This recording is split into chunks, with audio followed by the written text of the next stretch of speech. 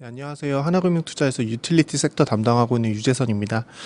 제목에서 보시다시피 원가 상승을 맞이하는 여러 가지 모습, 그러니까 최근에 이제 국제유가라든지 발전용 유연탄이라든지 환율, 기타 등등 금리라든지 이런 어떤 비용 변수들의 변동성이 굉장히 큽니다. 이거를 유틸리티 섹터 내에서 각 규제군별로 어떤 업황이 나타날 것인지 이거에 대해서 좀 점검을 하는 시간을 갖도록 하겠습니다. 일단 개괄적인 설명 먼저 말씀을 드리겠고요. 하반기 실적은 전년 대비 적자가 좀 확대가 될 것 같습니다. 가장 덩치가 큰 한국전력의 적자폭이 확대될 거기 때문이고요. 주요하게 볼 수 있는 포인트인 원전 이용률은 1분기 때 이미 84% 정도로 회복을 했습니다. 한빛 사호기 같이 좀 특이했던 사안을 제외를 하면 이미 정상화된 상황이고요. 그럼 더 이상 이제 어떻게 보면 자력으로는 이런 적자 구조를 해결할 수 있는 상황은 아니다. 외부의 변수가 좀 필요하다라고 보시면 될 것 같습니다. 원자재 가격은 꾸준하게 지금 강세 유지하기 때문에 부담은 좀 지속되는 상황이고요. 반면에 이제 가스공사 같은 경우에는 전년 대비 흑자 규모가 늘어날 것 같습니다. 전기요금이든 가스요금이든 이런 규제 환경은 동일한데 상대적으로 이런 규제 환경이 좀 우호적인 이쪽 종목에 좀 더 관심을 가질 필요가 있고요. 그리고 특히나 이제 국제 유가라든지 혹은 아시아 LNG 현물 가격이라든지 이런 에너지 가격이 해외 사업 실적으로 연결이 되기 때문에 상당히 좀 긍정적인 업황을 나타내고 있다라고 보실 수 있을 것 같습니다. 전반적으로 전기 요금에 있어서는 사실 이게 세금처럼 굉장히 많이 느껴지죠. 아직도 전기세라고 이야기하신 분들이 많겠지만 엄밀하게 말하면 전기 요금입니다. 가스 요금도 마찬가지고요. 이런 것들을 사실은 이제 인상하는 주체가 정부입니다. 사실은 한국전력이 이제 인상안을 올리게 되면은 정부 부처에서 그거에 대해서 허가 여부를 확인해주는 그런 시스템으로 가기 때문이고요. 어떤 전기요금 인상에 대해서 사실 과거 국가기후 환경위에서 설문조사를 했던 것처럼 특정 명분, 이 당시는 환경 비용이었겠죠. 이런 것들에 있어서 비용 부담을 충분히 할 수 있다는 의견이 과반이 넘었습니다.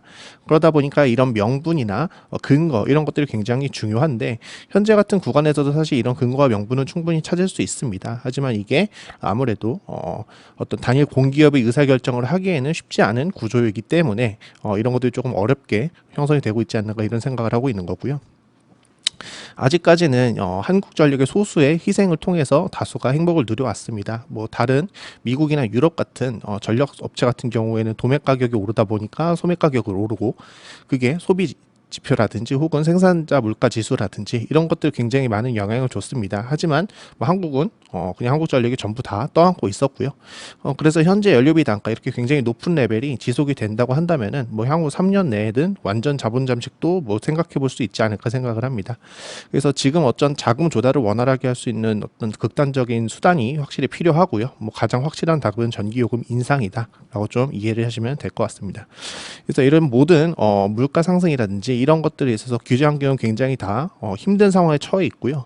그래도 이런 어떤 소나기 속에서도 우산을 갖고 있는 기업들의 주가가 상대적으로 안정적일 것이다라고 생각을 합니다. 거기서 이제 대표적으로 가스공사를 예로 들 수가 있을 것 같고요. 가스공사도 가스요금을 못 올리다 보니까 미수금이라든지 어떤 규제 환경에 있어서 좀 사이드 이펙트가 많이 나타나고 있기는 합니다. 그럼에도 불구하고 이런 어떤 원자재 가격 상승 그리고 금리 강세 이런 것들이 본질적인 어떤 별도 실적 혹은 연결 실적에 긍정적으로 영향을 미치고 올해 실적 기반으로 배당까지도 볼 수 있는 어떻게 보면 유틸리티 섹터의 가장 근간이자 미덕이 되겠죠. 이런 것까지 기대해 볼 수 있는 기업이기 때문에 올해 하반기에는 룸타픽으로 가스공사를 좀 말씀을 드리고 있습니다. 이제 한전 얘기를 조금 더 깊이 들어가 볼 거고요. 한전의 실적 감소 원인은 이런저런 원인들을 찾을 수 있긴 하겠지만 가장 근본적인 거는 원자재 가격 상승입니다. 유연탄 그리고 천연가스 이 두 개가 사실 한전의 변동 비중 가장 큰 비중을 차지하고 있는 핵심 원재료고요. 이 가격이 굉장히 많이 뛰었습니다. 특히 유연탄도 그렇고 천연가스도 그렇고 엄청나게 많이 올랐습니다. 그래서 이게 작년 2분기부터 이어지고 있는 적자 흐름의 원인이다라고 보시면 될 것 같고요. 지금 자력으로 할 수 있는 거는 석탄 발전소 이용률 정도가 되겠습니다. 온실가스 배출 규제 관련해서 이쪽은 상당히 많이 올라오지 않고 있는 모습이긴 하지만 강제적으로 올릴 수 있다면은 충분히 개선이 가능합니다. 하지만 이거를 과거에 역사적 고점만큼 끌어올린다고 하더라도 이 어떤 원자재 가격 상승에 대한 부담을 다 만회하기는 어려운 상황이다라고 보시면 될 것 같고요. 그리고 이런저런 정산 규제, 뭐 S&P 상한제라든지 혹은 기본 요금 관련된 정산 계수 좀 변경, 이런 어떤 외부 비용 축소 시도가 계속 확인이 되고 있긴 하지만 어쨌든 전반적으로 가장 중요한 건 원자재 가격 상승을 막는 방법입니다. 이게 이제 하락 반전하기를 기다리거나 혹은 그 전에 전기요금 인상하거나 두 가지 방법밖에는 없지 않을까 이렇게 생각을 하고 있고요. 아까 말씀드렸던 원전 관련된 이슈입니다. 이 지난 1분기 실적 때 발표를 했던 것처럼 84.2%를 기록을 했습니다. 과거 이제 가장 낮았던 시절, 뭐 2018년 1분기 같은 경우 50% 중반이었고요.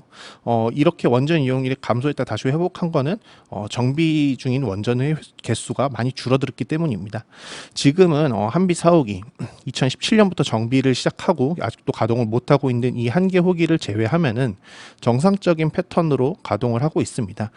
그래서 지금은 뭐 연간 기준으로는 80%를 상회할 수 있지 않을까 이렇게 생각이 들고요. 1분기 때 84.2%라는 거는 이 한비 사옥의 영향을 제외하고서도 이 정도를 기록했다는 겁니다. 평균적으로 원전 이용률을 계산을 해보면은 86에서 89, 한 90이 약간 안 되는 수준의 평균적인 이용률이 산출이 됩니다. 그래서 이 정도 상황에 거의 근접했고 이미 한비 사옥의 영향까지 고려를 한다면은 이미 해당 범위에 들어섰기 때문에 원전 이용률 같은 경우에는 현재 상황에서는 추가 개선의 여력은 많지 않다라고 생각을 해주시면 될 것 같습니다. 지금은 에너지 가격이 워낙 비싸다 보니까 원전 이용률 1%포인트 개선에 되는 어떤 영업비용 절감 폭이 약 4천억 정도가 됩니다. 그래서 만약에 올릴 수 있다면은 조금 긍정적이긴 하겠지만 지금 상황에서는 그렇게 업사이드가 크지는 않다 정도로 이해를 해주시면 될 것 같고요. 가장 중요한 이 연료비 연동제입니다. 물론 이 연료비 연동제도 향후에도 변동 가능성이 있기는 하지만 적어도 현 시점에서 좀 말씀을 드리면은 일단 이 인상 요인들 미반영분이 굉장히 많이 남았다는 게 중요한 사실로 작용을 할 것 같습니다. 지난해 4분기 때 마이너스 3.0원에서 이제 제로로 만드는 어떤 3원의 인상 외에는 사실 거진 1년 반 정도 되는 기간 동안 정상적인 연동제 시행이 이루어지지 않았었습니다. 그래서 이렇게 원자재 가격이 급등하는 구간에서 정상적인 반영을 못하다 보니까 인상 요인이 30원 이상 많이 남아있는 상황이 됐고요. 이게 이제 기준연료비라는 게 두 단계에 걸쳐서 리뉴얼이 되는데 이 기준연료비가 2021년에서 2022년으로 건너오면서 산식도 약간 바뀌었습니다. 그래서 이 33.8원을 그 직전에 기준으로 환산을 한다면은 50원 이상이 되고요. 물론 이 기준연료비 인상으로 이 인상폭이 상당 부분은 하향, 뭐 어떻게 보면 내재화 시켜갖고 이제 더 이상 늘어나지 않을 수도 있지 않을까 생각을 하는데 원자재 가격이 상승했던 추가 상승한 올해 연초의 흐름을 본다면은 이 미반영분은 이후에도 계속 높은 수준으로 남아있지 않을까 생각이 됩니다. 그래서 각자의 이제 생각별로 좀 다를 수는 있겠지만 제가 개인적으로 추정하는 수준의 적자폭 내에서는 필요한 저기요금 인상률이 50% 이상이다라고 이해를 해주시면 될 것 같고요. 이 기준 연료비 외에 이제 연료비 연동제로 할 수 있는 폭은 상당히 제한적입니다. 이 상한선, 하한선이 존재하기 때문이고요. 그래서 3분기 요금, 4분기 요금 이거를 상향 조정한다고 하더라도 뭐 2분기 요금도 마찬가지고요. 이 조정한다고 하더라도 이 상한선이 걸리기 때문에 지금은 쉽지는 않을 것 같다라고 개인적으로 좀 걱정을 하고 있고요. 이 부분들은 올해 말쯤에 좀 결정이 될 수 있을 것 같습니다. 일단 올해 같은 경우에 4월하고 10월에 각각 4.9원씩 인상을 하기로 한 이 기준연료비가 2021년 12월에 결정이 됐기 때문이고요. 마찬가지로 2022년 12월에 2022년 실적을 기반으로 어느 정도 산정을 해야 정상화가 될 수 있는지 기준연료비 재산정할 예정입니다. 그러다 보니까 연말에는 이런 전기요금 인상에 대해서 가늠을 할 수 있을 거라고 생각이 들고요. 향후 50% 이상이기 때문에 몇 년씩 반영하냐 뭐 이런 여부도 굉장히 중요해질 것 같습니다. 그래서 지금 굉장히 힘든 상황이고 현금 흐름도 굉장히 안 좋고 에비타도 마이너스로 가는 상황에서 자본이 크게 감소를 하고 있습니다. 뭐 법상으로 보면은 자본금과 적립부 파마 금액의 2배 정도가 이제 사채 발행 한도고요. 올해 같은 경우 1분기 때 거진 10조 원 이상이 발행이 된 거로 알고 있습니다. 자본 총계와 적자 규모 감안하면은 올해는 해당 규정에 조금 리스크가 작용할 수 있지 않을까 생각이 들고 있고요. 자본 확충이나 이런 것들을 해야 되는데 이것도 법으로 정부 플러스 산업은행이 51% 이상을 갖게끔 세팅이 돼 있습니다. 그러니까 결국은 자본 확충하려면 유상증자를 했을 때 정부 지분이 다시 들어가야 되는 얘기고요. 결국은 전기요금 인상이 가장 확실한 수단이다라고 말씀을 드리고 싶습니다. 전반적인 있던 선거 전후의 그림들 조금 더 말씀을 드리도록 하겠습니다. 공약을 근거로 한 믹스 구성을 보면은 뭐 100%에서 원전 전망, 화석연료 전망 빼면 재생에너지고요. 재생에너지 같은 경우에도 현재 정부 많이 늘리지 않을 거라고 얘기를 했지만 20에서 25% 정도를 이야기를 하고 있습니다. 뭐 당연히 잔차로 이 정도 나온 숫자이기 때문이고요. 2018년 대비해서도 2021년 대비해도 상당히 많은 증가가 일어나야 되는 상당히 강한 목표입니다. 그렇기 때문에 이제 재생에너지 정책이 조금 더 구체화될 필요가 있고요. 구체화되지 않는다면 기존에 있었던 정책, 뭐 RPS 의무 비율이 유지될 여지가 있고, 뭐 인수위 시기에 하향 조정될 것으로 예상을 했던 일부 언론의 보도도 있었지만, 요거는 좀 지켜봐야 될 것 같다 이렇게 말씀을 드립니다. 요 IPS 의무 이행 비율이 올라감에 따라 발전사들은 많은 투자를 해야 되는 거고요. 적어도 2026년 요 숫자가 조금 뭐 살짝 낮춰져서 이 목표치가 살짝 슬로우해질 수는 있긴 하겠지만 적어도 공약 기반의 발전 믹스를 맞추기 위해서는 현 수준까지는 유지가 돼야 되지 않을까라고 생각을 하고 있습니다. 만약에 이게 소폭 하향 조정이 되더라도 전방적인 중장기 목표치가 유지가 된다면은 뭐 적어도 재생에너지 시장에서는 큰 우려를 할 필요는 없다 정도로 이해를 해주시면 될 것 같고요. 노후발전소 폐지가 좀 두드러질 것 같습니다. 석탄화석연료 비중이 60%대에서 40%도 떨어지기 때문이고요. 기존의 유연탄을 LNG 발전소로 대체하는 속도는 크게 바뀌지는 않을 것 같습니다. 그래서 신규 설비들이 들어오는 2023년 정점을 이루고 꾸준하게 감소하는 트렌드로 갈 수밖에 없을 것이다 라고 생각을 합니다. 그래서 이 감소폭을 대체 건설이 되는 LNG가 상당히 부분 충족을 해줄 수 있을 것 같다라고 생각을 하고 있고요. 하반기 때는 좀 특이한 현상이 나타날 수도 있을 것 같습니다. 지금 유연탄 가격이 톤당 400달러 언저리를 기록하고 있고 아시아 현물 가격은 MMBTU당 20달러 초중반으로 살짝 내려왔습니다. 그래서 이 현재 상태에서 레깅을 고려를 했을 때 하반기 정도에는 유연탄의 연료비 단가가 LNG를 상회를 할 수도 있겠다 생각이 들고요.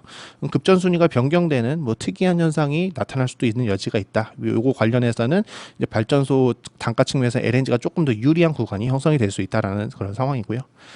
각 섹터 유틸리티 구분 이제 규제 구분별로 말씀드리면은 발전은 여전히 안 좋습니다. 뭐 작년 3월 때도 과거 2012년 3월도 굉장히 안 좋은 숫자를 기록을 했는데 지금은 이 숫자보다 훨씬 더 힘든 상황이 펼쳐지고 있다 정도를 좀 숫자로 또 확인하실 수 있을 것 같고요.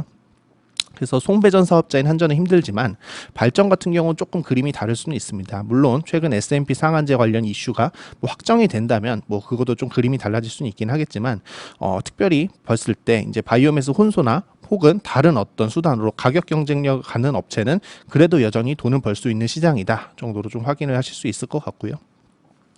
가스공사 같은 경우에는 이제 실적이 많이 좋아질 수 있습니다. 일단 올해 요금 기저도 많이 올랐고 적정 투자 보수 그만큼 많이 올랐기 때문이고요. 이 적정 투자 보수가 많이 오름으로 인해서 미수금의 증가로 인한 이자 비용 부담도 상당 부분 희석이 될 수 있습니다. 그래서 가스 같은 경우는 굉장히 우호적인 규제 환경이 펼쳐지고 있는 상황이다 정도로 좀 말씀을 드리고 싶고요. 집단에너지 같은 경우에는 조금 안타까운 상황이 펼쳐지고 있습니다. 이 연료금이 사실상 도시가스 주택용 요금에 연동이 되기 때문이고요. 이 도시가스 주택용 요금은 한국가스공사의 요금 체계입니다. 그래서 이 가스공사의 가스 요금이 올라야 연료금이 연동이 되고 이 연료금이 다시 올라갈 수 있는 구조가 되고요.